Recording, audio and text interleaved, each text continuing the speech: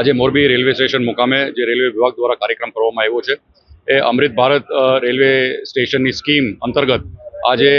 પ્રધાનમંત્રી મોદી સાહેબના નેતૃત્વમાં 103 રેલવે સ્ટેશનનું આખા દેશના અંદર નવીનીકરણ અને લોકાર્પણનું કાર્યક્રમ યોજવામાં આવ્યું છે. કુલ મિલાવીને 1300 રેલવે સ્ટેશન આ સ્કીમ નીચે આવનારા સમયના અંદર રેસ્ટોરેશન થઈ અને પબ્લિકને પાછી સોંપવામાં આવશે. અમૃત ભારત રેલવે સ્ટેશનનું મુખ્ય જે હેતુ છે એ જે જૂનવાણી રેલવે સ્ટેશન્સ આધુનિક પરિસ્થિતિ પ્રમાણે એને ડેવલપ કરવામાં આવે એટલે સાંસ્કૃતિક વિરાસત પણ જળવાઈ રહે પણ આધુનિક સુવિધા પણ પ્રાપ્ત થાય એ પ્રકારનું જે આ અમૃત ભારત રેલવે સ્ટેશનનું જે સ્કીમ છે એ બદલ અહીંયા આપણે મોરબી મુકામે આજે જે રાજાશાહી વખતમાં 1935માં રેલવે સ્ટેશન બાંધવામાં આવ્યું હતું એનું હેરિટેજ અને એન્ટિક જે એમની વેલ્યુ છે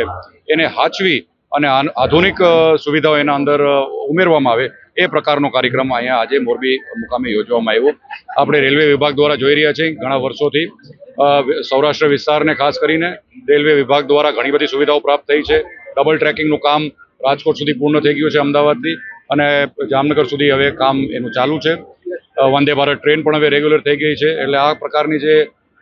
આધુનિક સુવિધાઓ આપણને પ્રાપ્ત થાય છે. તાજેતરના અંદર મોરબીની એક માંગ હતી રેલવે વિભાગ પાસે અને અમે બધાએ વિસ્તારના આગેવાનોએ જે માંગ મૂકી હતી એના અનુસંધાને રાજકોટથી ભુજ સુધી જે